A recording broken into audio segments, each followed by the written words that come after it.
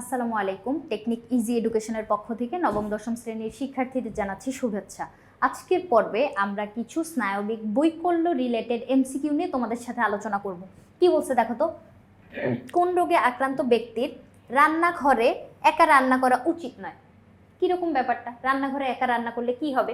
এক্ষেত্রে আমরা জানি এপিলেপসি যাদের, এই যে এপিলেপসি রোগের ক্ষেত্রে ওদের তোমার হচ্ছে খিঁচুনি উঠে বা কাঁপুনি দিয়ে উঠে পুরো বডিতে এবং তারা মুহূর্তের ভিতরে হচ্ছে অজ্ঞান হয়ে যেতে পারে।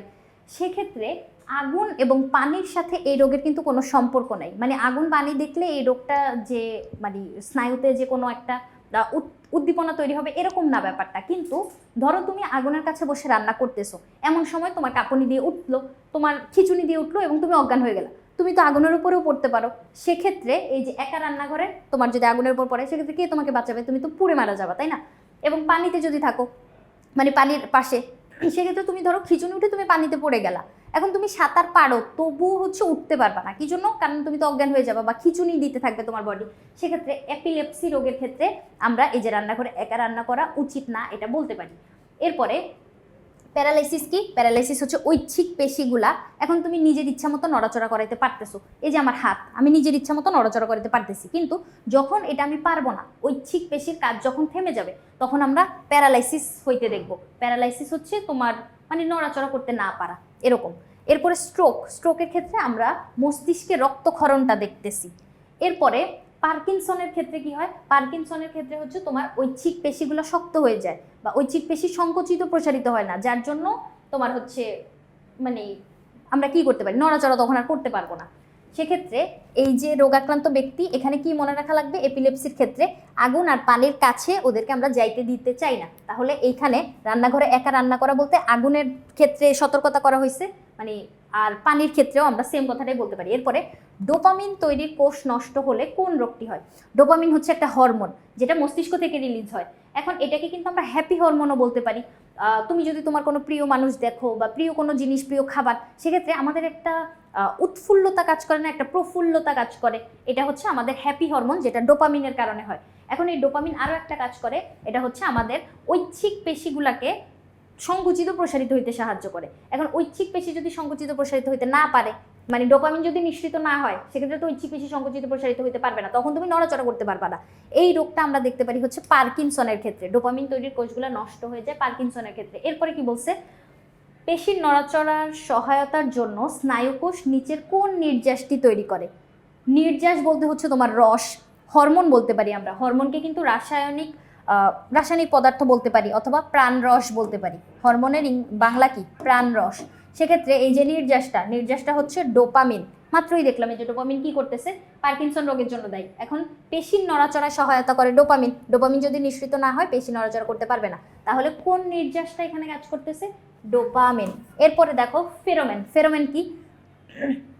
পতঙ্গরা এক ধরনের হরমোন নিঃসরণ করে, ওইটা হচ্ছে ফেরোমেন। পিঁপড়াদেরকে কি তুমি এভাবে একটা সারিতে চলতে দেখছো? এভাবে ওরা হচ্ছে একজনের পিছে একজন চলতে থাকে, তাই না? পিঁপড়ারা এভাবে চলাচল করে।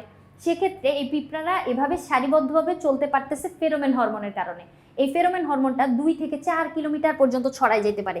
2 থেকে 4 কিলোমিটার দূর থেকে অন্য পতঙ্গরা এই স্মেলটা পায়। এরপরে মানে যে পতঙ্গটা এই হরমোনটা নিঃসরণ করতেছে, তারা বুঝে যে হয় তাদের কোনো একটা বন্ধু কোনো খাদ্য পাইছে অথবা বিপদে পড়ছে, সেক্ষেত্রে ওরা সবাই দল বেঁধে ছুটে যায়। তাহলে ফেরোমেন হচ্ছে আমাদের ওই হরমোনটা। এরপরে ভার্নালিন হচ্ছে তোমার উদ্ভিদের হরমোন। উদ্ভিদের ভার্নালাইজেশন প্রক্রিয়ার ক্ষেত্রে, বা এটা হচ্ছে একটা পোস্টুলেটেড হরমোন, উদ্ভিদের হরমোন, ফাইটো হরমোন, কিন্তু একটা পোস্টুলেটেড হরমোন। এরপরে দেখো পার্কিনসন রোগ হয় কোনটির অভাবে? এই যে পার্কিনসন, অবশ্যই ডোপামিনের অভাবে, একটু আগেই তো পড়লাম, তাই না? এপিলেপসি হলে কি হয়? এপিলেপসি হলে মাংসপেশি নাড়াতে পারে না। হ্যাঁ ঠিক আছে, মাংসপেশি নাড়ানো যায় না। তারপরে রোগী অজ্ঞান হয়ে যায়। হ্যাঁ, ওই যে আগুন আর পানির কাছে গেলে হঠাৎ অজ্ঞান হয়ে যাবা, এরকম বলছিলাম। তারপরে শরীরে খিঁচুনি বা কাঁপুনি দেয়। ইয়েস, এখানে 3টাই আমরা বলতে পারতেছি।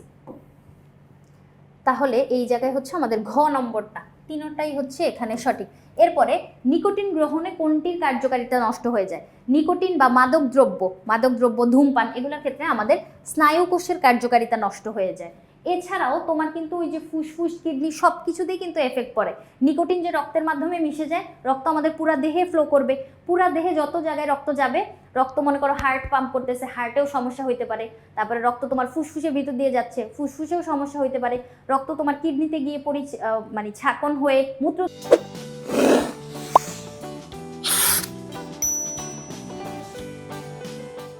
তৈরি করতেছে, ওই কিডনিতেও সমস্যা হতে পারে, সব জায়গায় কিন্তু সমস্যা হয়। যার জন্য মাদক গ্রহণ থেকে অবশ্যই আমাদের বিরত থাকতে হবে।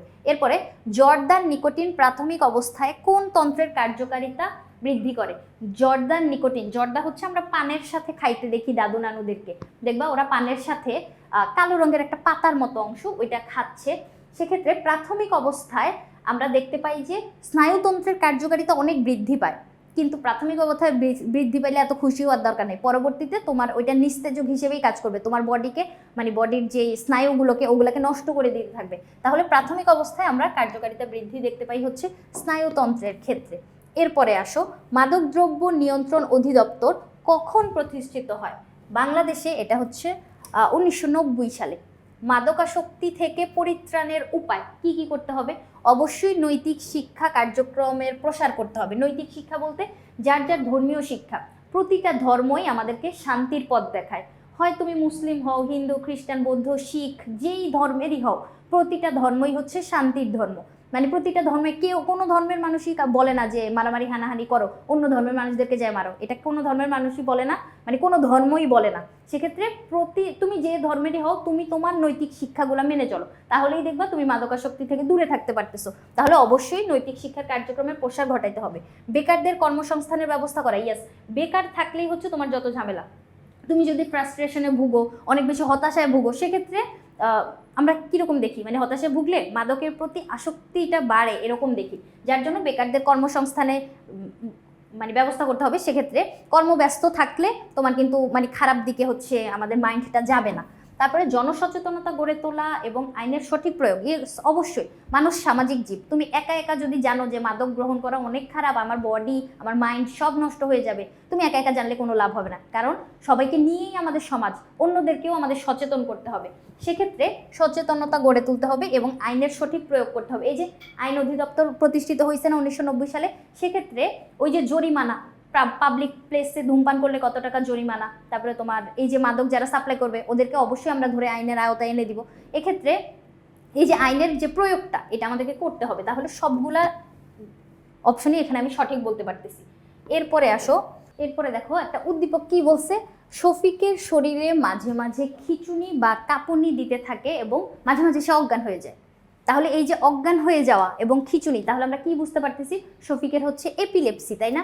এপিলেপসির ক্ষেত্রে আমরা অজ্ঞান হয়ে যাইতে দেখি। অপরদিকে তার দাদুর হাতে পায়ে কাঁপুনি হয় এবং নড়াচড়া ও হাঁটাহাঁটি করতে সমস্যা হয়। তাহলে এই যে হাতে পায়ে কাঁপুনি, বৃদ্ধ মানুষদের ক্ষেত্রে আমরা এটা দেখতে পাই না? দেখো না যে ওরা লাঠিতে ভর দিয়ে এরকম করে কাঁপতে থাকে, কথা বলার ক্ষেত্রে ওদের এই যে বাচনভঙ্গি আসে না, কাঁপতে থাকে। এই রোগটা হচ্ছে পার্কিনসন, তাই না? পার্কিনসন। তাহলে আমরা শফিকের ক্ষেত্রে দেখলাম এপিলেপসি, আর শফিকের দাদুর ক্ষেত্রে দেখলাম পার্কিনসন। এবার দেখো, শফিকের দাদুকে সুস্থ রাখতে হলে আমাদের কি কি করা লাগবে? পরিমিত খাদ্য গ্রহণ করতে হবে, হ্যাঁ অবশ্যই। আগুন ও পানি থেকে দূরে রাখতে হবে। পার্কিনসন হইলে তো আগুন ও পানি থেকে দূরে রাখার কথা না, এপিলেপসি হইলে আগুন ও পানি থেকে দূরে রাখতে হবে, কিন্তু এই জায়গাটা তাহলে আমরা নিব না। নিয়মিত ফিজিওথেরাপি দিতে হবে। ফিজিওথেরাপি হচ্ছে আমাদের স্নায়ুতন্ত্রের, মানে এটা তোমার কোনো ঔষধ লাগে না, বুঝছো? বাইরে থেকে তোমার আকিউপাঞ্চারের মাধ্যমে হচ্ছে আমাদের স্নায়ু কোষগুলোকে সুস্থ রাখার চেষ্টা করে। সেক্ষেত্রে আমরা 1 আর 3 নাম্বারটা সঠিক বলতে পারবো, খ নাম্বারটা হচ্ছে এখানে উত্তর। পরের প্রশ্নটা কি বলছে? উদ্দীপকে উভয়ের রোগটির ক্ষেত্রে, মানে এপিলেপসি আর পার্কিনসন দুইজনের ক্ষেত্রেই কি আমরা ডোপামিনের অভাব হইতে দেখি না? দুইজনের ক্ষেত্রে, দুইটা রোগের ক্ষেত্রে তো ডোপামিন লাগে না। ব্যতিক্রম সহ সব বয়সেই হতে পারে, হ্যাঁ ওই যে শরীফেরও হয়েছে, তার দাদুর হয়েছে, তার মানে ছোট বয়সে বড় বয়সে সবারই হইতে পারে। এরপরে স্নায়বিক বৈকল্যের কারণে হইতে পারে, হ্যাঁ এই দুইটা কিন্তু স্নায়বিক বৈকল্যজনিত সমস্যা। তাহলে 2 আর 3 নাম্বারটা এখানে আমি সঠিক বলতে পারতেছি। তাহলে দেখো এইখানে যে রোগগুলা, এই কিছু রোগের সিমটমগুলা, সব সিমটম কিন্তু জানা লাগে না, তোমার কয়টা কোড ওয়ার্ড মনে রাখলে হচ্ছে তুমি সমাধান করতে পারবা। সেক্ষেত্রে আমরা এই যে সমস্যাগুলা কিভাবে সমাধান করলাম, কিছু কিছু অজ্ঞান হয়ে যাওয়া, আগুন পানি থেকে দূরে থাকা, ডোপামিন হরমোন, এই কিছু কিছু কোড ওয়ার্ড মনে রাখবা, সেক্ষেত্রে আমরা অ্যান্সার করতে পারতেছি। আশা করি বুঝাইতে পারছি। পরবর্তী পর্ব দেখার আমন্ত্রণ রইল। ধন্যবাদ সবাইকে।